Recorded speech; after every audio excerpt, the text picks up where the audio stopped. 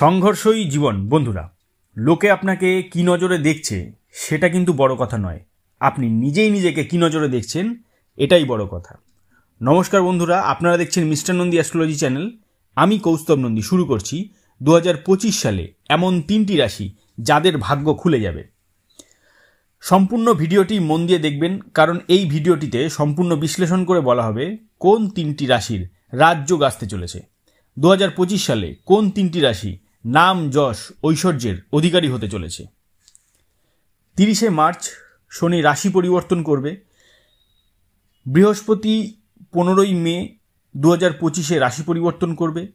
রাহু আর কেতু 18ই মে রাশি পরিবর্তন করবে।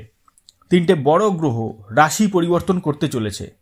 শনি 2.5 বছরে রাশি পরিবর্তন করে এবং রাহু কেতু 1.5 বছরে রাশি পরিবর্তন করে।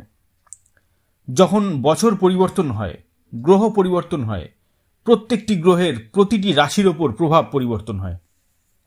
আর যখনই গ্রহ পরিবর্তন হয় তখনই আমাদের জীবনে এর প্রভাব দেখা যায়। কারো জীবনে অনেক ভালো কিছু হয়, আবার কারো জীবনে ছোটোখাটো পরিবর্তন আসে, আবার কারো জীবনে অনেক খারাপ কিছু হয়।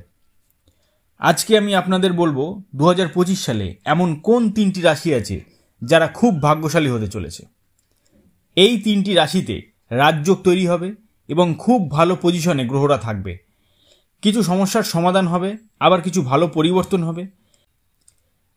এই 3টি রাশির গ্রহ নক্ষত্রের সমস্ত পজিশন দেখে অনেক রিসার্চ করে এটা বের করা হয়েছে। এমন নয় যে বাকি 9টা রাশির কিছু হবে না। আপনার জন্মকুণ্ডলিতে ভগবান যা লিখে দিয়েছে সেটা আপনি পাবেনই। এটা আপনার ভাগ্য, ভগবান আপনাকে কি দিয়েছে। যদি আপনার কুণ্ডলিতে লেখা থাকে আপনি নেতা হবেন, আপনি রাজা হবেন, আপনি ফেমাস হবেন, আপনি অনেক বড়লোক হবেন, তবে এটা কেউ আটকাতে পারবে না, কারণ ওটা কুণ্ডলিতে লেখা আছে। কিন্তু যখন গ্রহ পরিবর্তন হয় তখন রাশির ওপর এর প্রভাব দেখা যায়। তবে 2025 সালে এই 3টি রাশির ওপর গ্রহের প্রভাব কিন্তু খুব ভালো দেখা যাবে।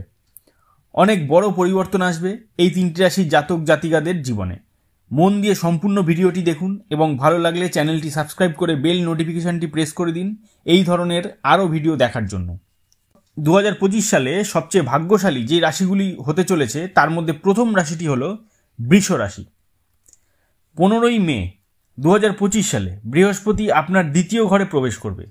এখন বৃহস্পতি আপনার প্রথম ঘরে আছে, এটাও ভালো, কিন্তু যখন 2য় ঘরে যাবে, 2য় ঘরে যাওয়ার পর বৃহস্পতির দৃষ্টি আপনার 10th হাউস মানে 10ম ঘরে পড়বে। 10ম ঘরে দৃষ্টি পড়তেই আপনার কাজের উন্নতি শুরু হয়ে যাবে। যারা চাকরি করছেন তাদের চাকরিতে উন্নতি হবে, যারা ব্যবসা করছেন তাদের ব্যবসায়িক উন্নতি হবে। আপনি এই সময় নিজের চাকরি বা ব্যবসা থেকে অনেক জ্ঞান লাভ করবেন, যা আপনার জন্য পরে লাভজনক হবে।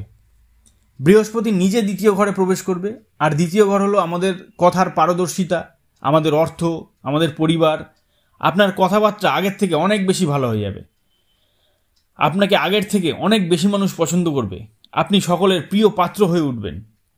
আপনার অর্থ সঞ্চয় আগের থেকে অনেক বেড়ে যাবে, পরিবারের সাথে সম্পর্ক আপনার আগের থেকে অনেক ভালো হবে।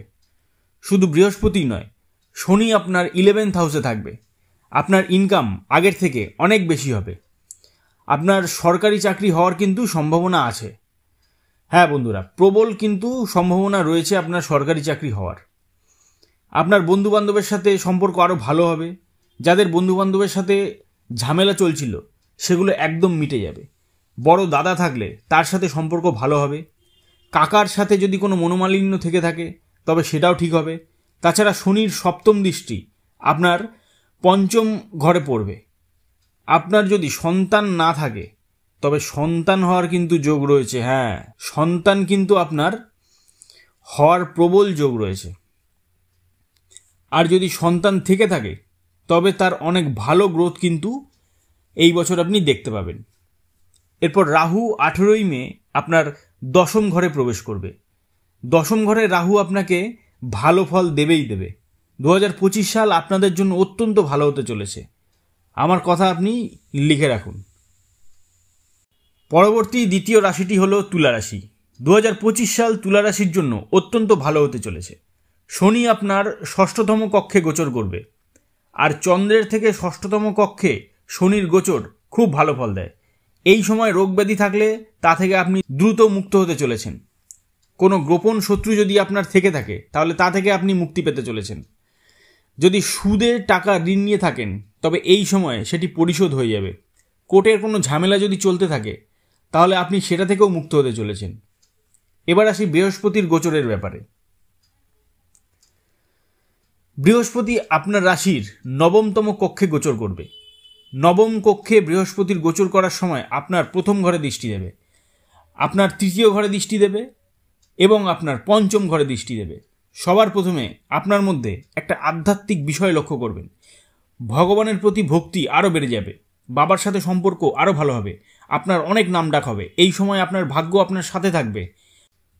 আপনার পড়াশোনা আগের থেকে অনেক ভালো হবে। আপনি যদি কোনো প্রতিযোগিতামূলক পরীক্ষায় অংশগ্রহণ করে থাকেন তবে সেখানে কিন্তু আপনার পাশ করে যাওয়ার সম্ভাবনা 99% রয়েছে।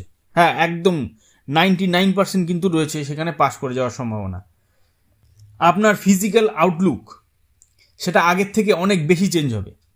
আপনি আগের থেকে দেখতে অনেক ভালো হবেন। ছোট ভাইয়ের সাথে যদি আপনার ঝামেলা লেগে থাকে তবে সেই সমস্যারও সমাধান হয়ে যাবে।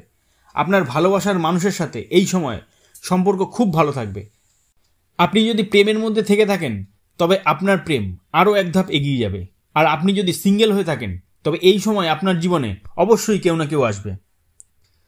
চলে আসছি আমাদের পরবর্তী এবং শেষ যে রাশিটি অত্যন্ত ভাগ্যশালী হতে চলেছে সেই রাশিটি হলো মকর রাশি। সবার প্রথমে মকর রাশির 7.5 শেষ হতে চলেছে। শনি রাশির তৃতীয় ঘরে গোচর করবে। আপনার সাহস পরাক্রম আগের থেকে অনেক বেশি বেড়ে যাবে।